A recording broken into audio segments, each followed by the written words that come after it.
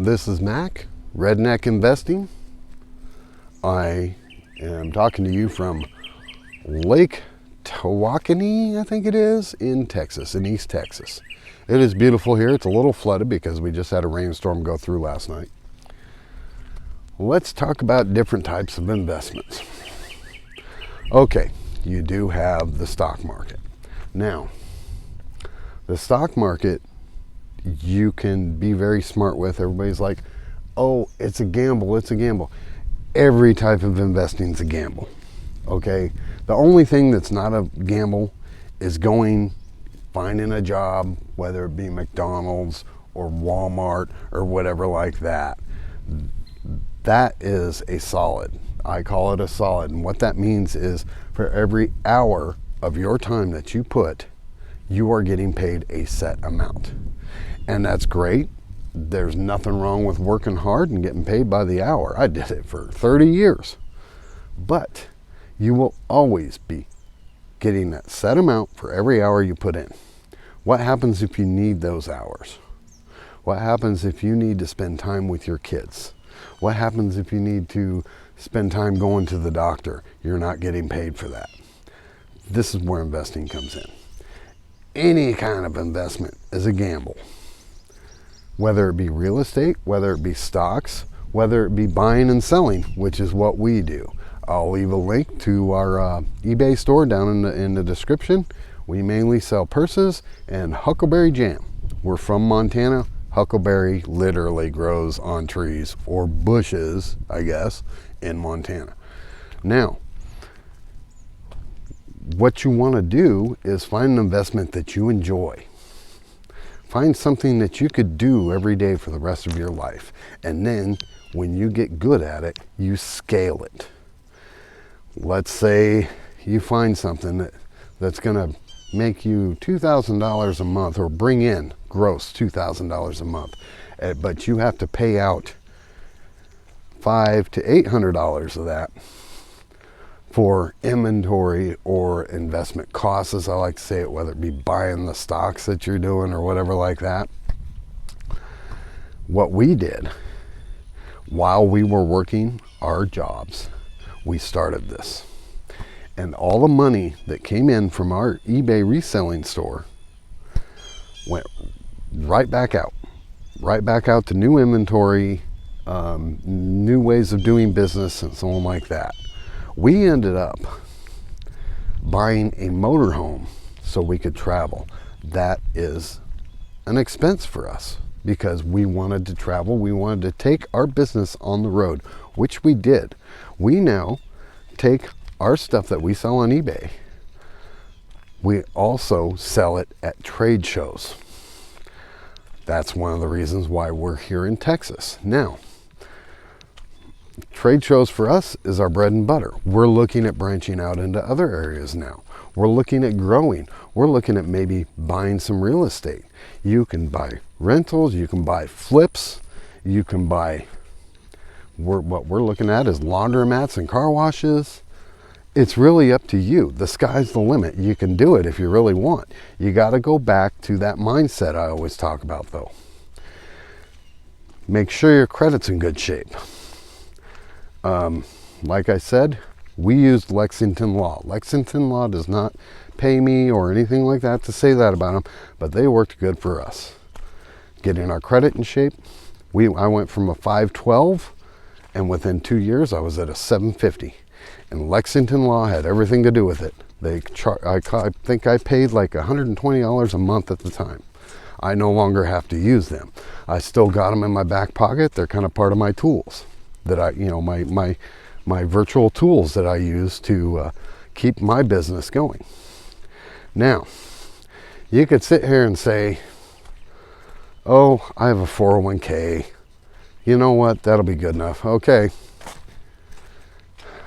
I want you to physically go out and find anybody who became rich off of a 401k.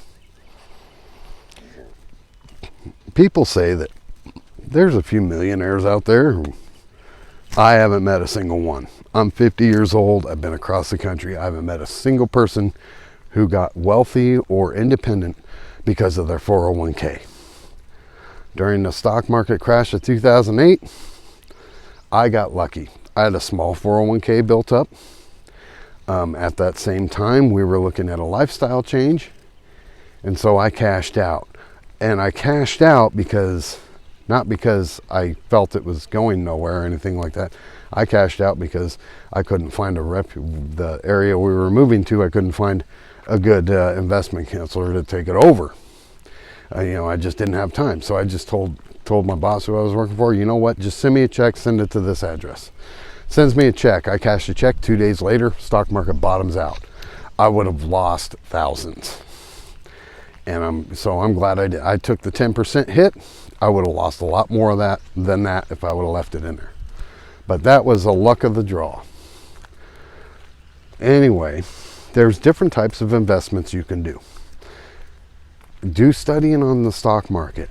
I know a stock where if I stuck 10 grand into it and just left it alone, it would double in a year. And it's everybody says, oh, you need to diversify. Well, this stock is a diversified stock. I might talk about it in some other video, but there's always ways to do it. Educate yourself. Investing in yourself is the best investment you can make. Read books. I will go over those in another video. Some books that really changed my life. I will go over those later. We won't get into it. The main thing you need to do in the beginning stages is train yourself to think in different ways. Don't get into that whole 9 to 5, I got to go to work mentality. You have to really figure out a way to scale your time, your money, and so on like that. And you really have to ask yourself, what are ways that I can cut my budget of lifestyle spending? Do you really need that $5 Starbucks? Do you really need that new car? Or can you go with an older one? Seriously, you really have to do that. Most millionaires don't drive around in a brand new Mercedes. I do know some millionaires. I know one drives around an old Chevy pickup truck. You've got to be willing to forego those things. If you want true independence, you just have to let that stuff go. I would love to get a brand new RV. But you know what? For me to live this lifestyle, we had to buy a used one. In today's day and age, the only way you can get a new one, though, new RV or new car or something like that, is to get financed. You know what? People usually don't get financed for stuff if they're not working. If you do not have a job and so on like that. You get financed for stuff by doing that 9 to 5 thing. I didn't want to do that. I wanted freedom. Therefore, I'm not going to drive the big RV, the big brand new tour bus or anything like that. I'm going to be happy with my 20-year-old RV. Has plenty of room for me and my family. It runs excellent. I did a lot of mechanicking when I was younger, so I know how to fix things.